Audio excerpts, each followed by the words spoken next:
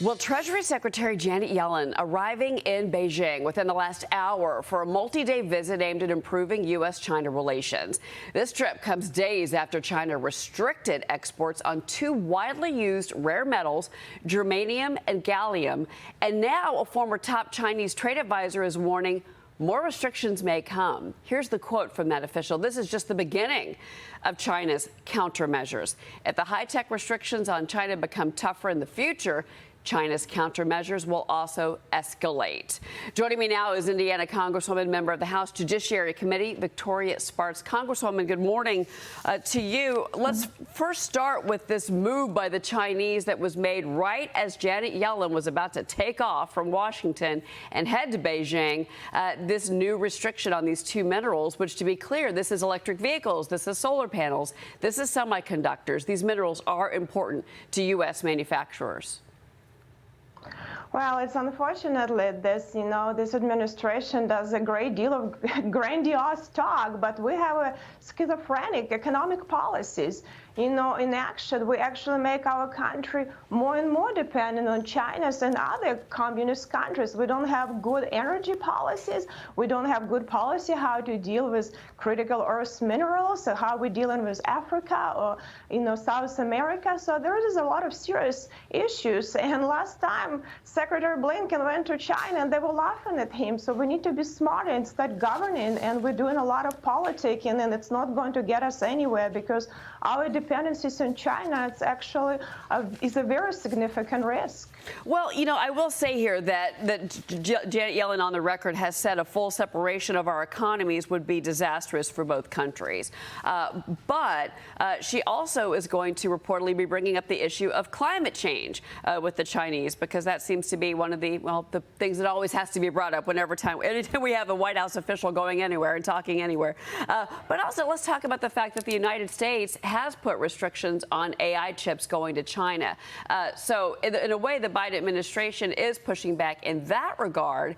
But is it going to work? Remember, she's not going to be meeting with Xi Jinping on this visit at all. And really, this is more of just a communication trip, if you will.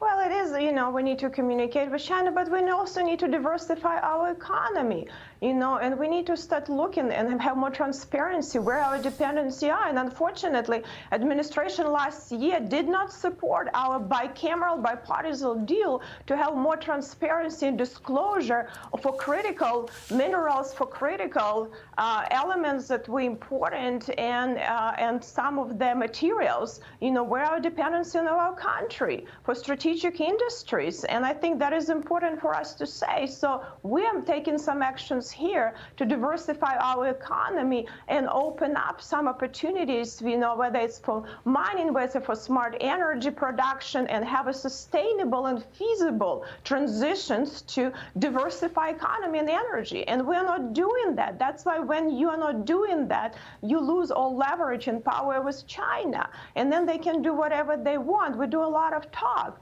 but don't do the work. And I think our economic policy has been not very smart and hurted a lot of Americans with inflation and everything else. And this administration need to get their act together, because appeasement is not going to work with China. We have to understand that, they are acting in their national interest, and their national interest is not in our national interest, and we have to be smarter. Well, there's also the military side of this, not just the economic. You've got these two Russian warships that China is hosting, and they sailed past Taiwan, they sailed past Japan, and these two countries are going to hold joint naval drills during this visit of Yellen. And then you've got Xi Jinping and Russia's Putin. They both were a part of the Shanghai Cooperation Organization, that virtual summit. That was also this week. So Putin, at that point, was thanking the member for their support during the Wagner Group rebellion. Xi called for more strategic communication, wants to enhance their solidarity. So this relationship between China and Russia seems to be strengthening, Congresswoman. Well, listen, if you remember, before Putin started his invasion in Ukraine, he actually went to Beijing and got permission from China to do it during the Olympic Games. And if you remember, he delayed because of the Olympic Games, which actually caused him his problems, his attack on Ukraine. But also they made a joint statement that they want to change the world order. And we have to take this statement seriously, because these are very aggressive countries with very aggressive ideas, and they want to control the world. And we have to be smarter. We need to strengthen our economy. We need to strengthen our country and have better foreign policy, because unfortunately, Biden been few steps behind all the way, because he's always afraid, to be strong. And I think, peace through strength, unfortunately, doesn't exist right now and caused a lot of wars, very brutal wars. Congresswoman Victoria Spartz. Congresswoman, thank you for getting up early with us this morning. We appreciate it.